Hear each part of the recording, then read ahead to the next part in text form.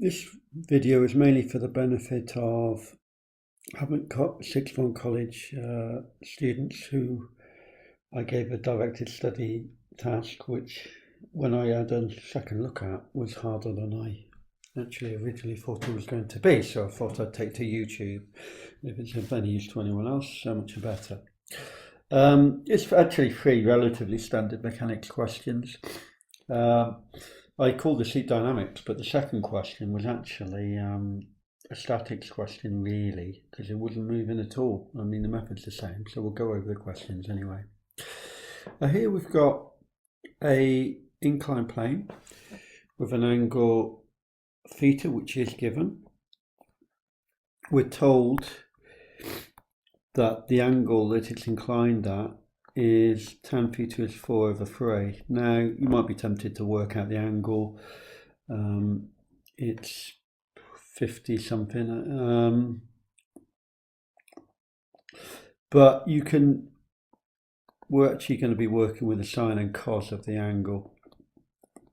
And what we'll find is if the tan theta is 4/3, the sine of that angle is 4/5, and the cos of it is 3/5. Now, I come from a time before calculators, where we used to do this without a calculator. So I'll do it here quickly, just for your interest. You could use a calculator and just work out the angle, and then just work out the sine and cos of it to be these two. But this is how you do it without a calculator. We've got a theta there. And that theta, imagine that theta was such that the opposite side was 4 and the adjacent side was 3. Then by Pythagoras, this is a 3, 4, 5 triangle. And the sine of the angle is therefore 4/5 there. Okay, and the cos of the angle is 3/5 there, because that's adjacent over hypotenuse. Okay, so that's how I've done it without actually using a calculator. Okay, let's get on with the question. Change back to blue. Okay, now we've got a brick. It's on a rough slope. There's no other forces but friction, and obviously the weight, but there's no other external forces but friction. So our forces are going to go like this. Friction going up the plane, because if it's accelerating at all, which we're told it does, it must accelerate down the plane. No way it can go up the plane. There's no forces that are going up the plane that would make it move. Friction's going up the plane because it's resisting movement down the plane. So it's bound to be going down the plane. If we call this force the reaction force, we're told the coefficient, that actually says 1/3 there, of friction is 1/3. So we can say that that force is 1/3 of R. We know it's 1/3 of R because it has reached its limiting value because it's moving. So therefore, we know that friction's at its maximum. Okay, we can mark this angle here by a simple bit of working with angles as theta, because this angle here is 90 minus theta, and therefore this angle here is theta because it's a right angle. Okay. Now, the first thing we're going to do is, the weight of this thing, by the way, is 0.5 g, because the mass is 0.5, where g is acceleration due to gravity. Right, okay, so we're going to look at the situation here and resolve this particular force here. It needs to be resolved in 2 directions, parallel and perpendicular to the plane. Almost always when we're dealing with an inclined plane, we resolve parallel and perpendicular. I say almost because the next question we do is actually a case where it's actually better to do horizontal and vertical, which is rare. But here we definitely want to be going parallel and perpendicular because it's moving. That's the direction it's moving. So we've got 2, if we look at the 2 components here, now because we've marked this angle theta here, that's how we've done it, this component of this force is 0.5 g cos theta. The way I often say it is if the arc that we've actually measure there is next to the force there, then it's cos, whereas if it's away from the force, because I haven't marked this angle here, have I? It's this angle of the one I marked. So if it's the component that's actually away from that, then it's sine. We can show that using triangles and various things, but I will leave that with you to convince yourself. But that's always the case. If we mark on an angle, it's always going to be split in sine and cos in that way. Okay, so we should be able to apply F equals ma and resolve perpendicularly as well. Resolving perpendicularly, now the forces have got to be balanced in this direction. So we will have the force R equals to this force here going down into the plane, 0.5 g cos theta. But we know cos theta is 3/5. So that's 0.5 g times 3/5. So that's 0.3 g. I'm not going to bother working out with the g at this stage. Right, so let's resolve them perpendicularly. Now looking up the plane, applying F equals ma, because in this direction, parallel to the plane, obviously it's not balanced because it's accelerating, and we're going to actually apply it in the direction of the acceleration. It's accelerating down the plane. We've got two forces which are parallel. The component of the weight, which is just circled there, 0.5 g sine theta.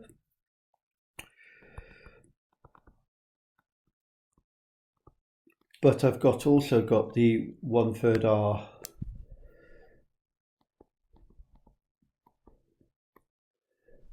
and that equals to mass, which is 0.5 times by acceleration. Okay, but we know that the reaction force is 0.3, and we know that sine theta is 4/5. So let's put those values in.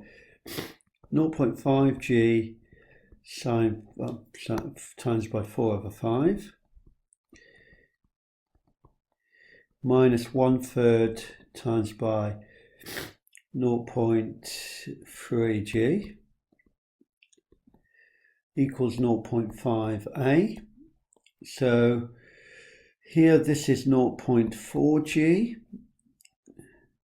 minus 0.1 g is equal to 0.5 a. So 0.5 a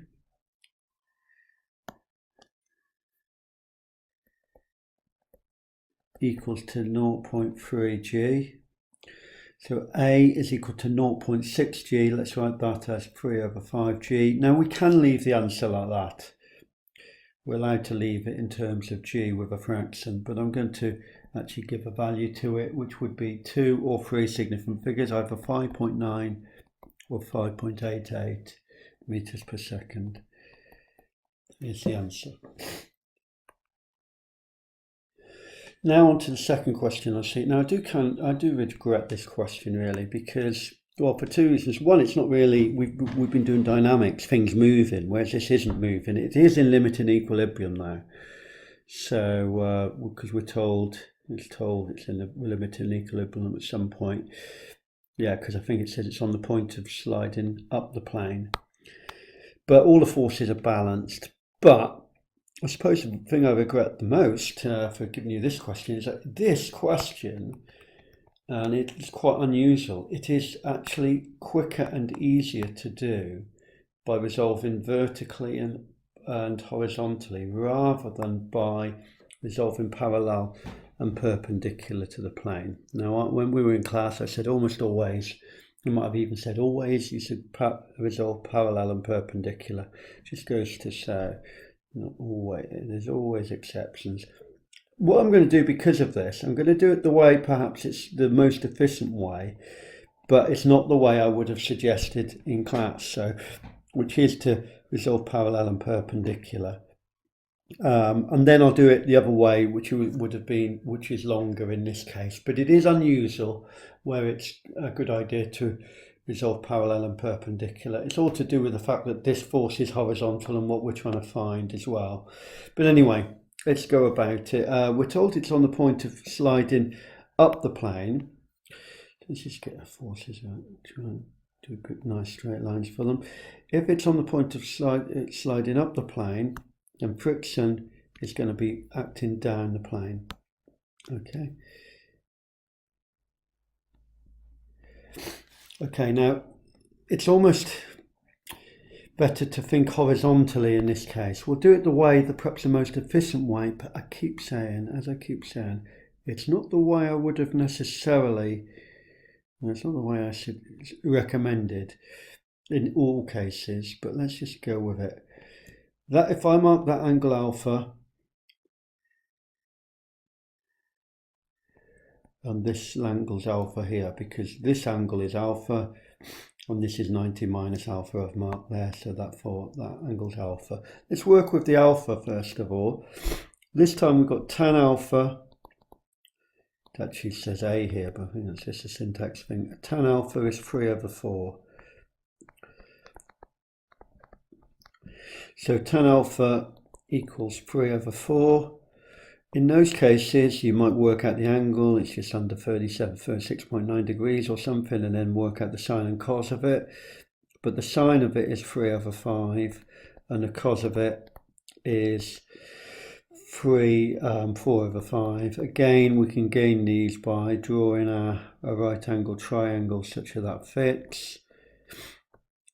With that angle alpha, 3, 4, 5 triangle, we can see that sine alpha opposite over adjacent, so circled wrong one there, but it's 3/5, those two, and cos alpha 4/5, those two, because it's adjacent over hypotenuse. I think I said opposite over adjacent. I think I said the half of that, but never mind, I said the wrong words. But yeah, sine alpha is opposite over hypotenuse, and cos alpha is adjacent over hypotenuse, and we can get that from the triangle. Anyway, let's not make a fuss on that. If you use your calculator appropriately, you'll come up with a ratio sine alpha equals 3/5, cos alpha is 4/5. What is bad is if you actually work the angle out and say the angle is about 36.9 degrees. Then you round that answer, and then you put those answers in your calculations. You get some messy stuff. The sine and the sine of the angle and the cos of the alpha are exact, and they're 3/5 and 4/5. Okay, let's get on with the question, the resolving bit. Okay, so this is what I perhaps wouldn't have said in class. You won't find many questions like this where it's good to resolve horizontally and vertically, but we've really got to do that here because it's quicker. We'll do it, and I'll show you the other way just to show it was possible. So resolving horizontally, well, let's look at the components of all these forces first. Let's look at this force here. We've got a component which is perpendicular to the plane. Which is downwards, not perpendicular. We've got the component going downwards and the component going horizontally in that way. Now, I've marked the angle alpha here. Remember that the mass, we'll deal with the forces as well. Remember, the mass is 0.4, so the weight is 0.4 g. Okay. Then we've got the reaction force here. We're told it's in limiting equilibrium with the coefficient of friction 1/3. So that's 1/3 r there. So going back to the components bit, because it's next to this angle here, the angle I've marked, this component is 1/3 of r cos alpha, and this component is 1/3 of r sine alpha. Okay, and let's now look at the actual normal contact force here in a different color. this has got a component vertically upwards like that there, and that is r cos alpha, because the angle I've marked is next to it like that, but it's also got a bit coming outwards in the horizontal component, and that's r sine alpha. Right, so let's do the resolving bit. If we resolve horizontally, we've got a few different bits, but what we've got is we've got P is equal to r sine alpha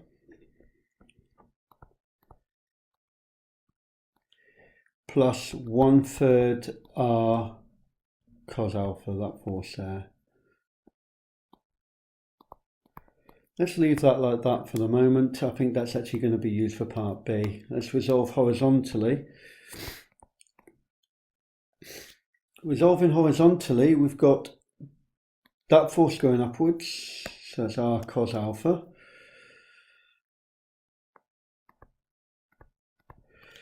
We've got the component of the weight there going downwards, that's the 1/3, so that's equals to 1/3 r sine alpha. Remember, this isn't accelerating, so there's no, we've got forces up are equal to forces down.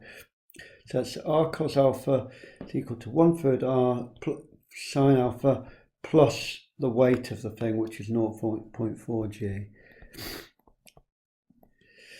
Right, now we can sub in our values of sine alpha and cos alpha and then work out what r is.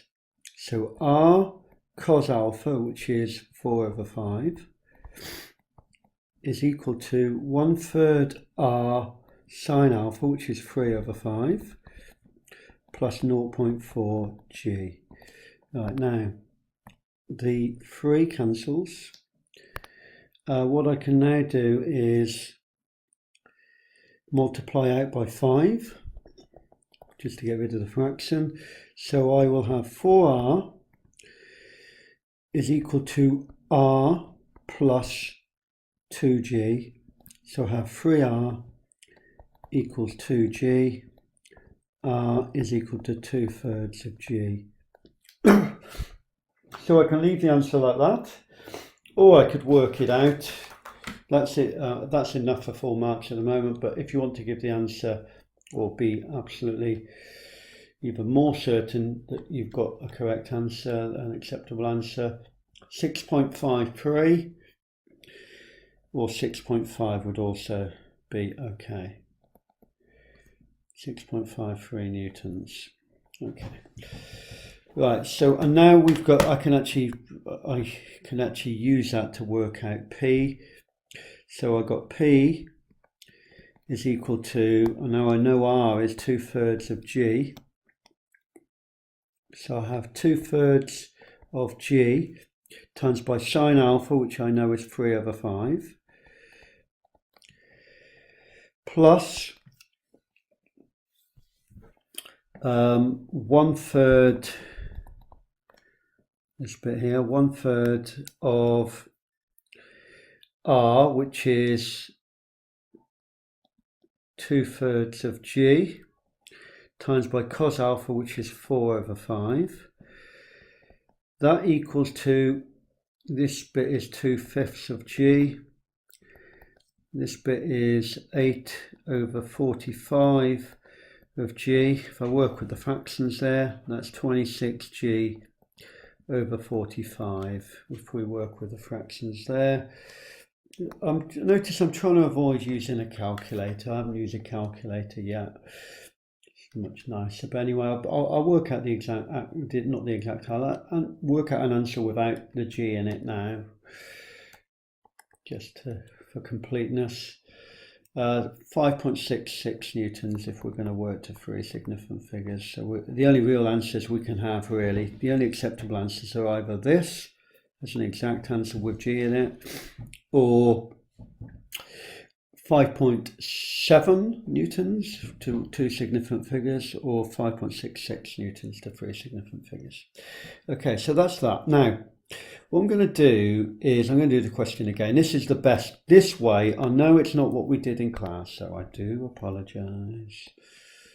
This is the best way. You will not see that very often where we want to resolve horizontally and vertically with a question like this. And to be honest, it's only a situation like this where we've got a horizontal force and nothing else, external force and nothing else apart from obviously friction and weight and reaction. Then it might be useful to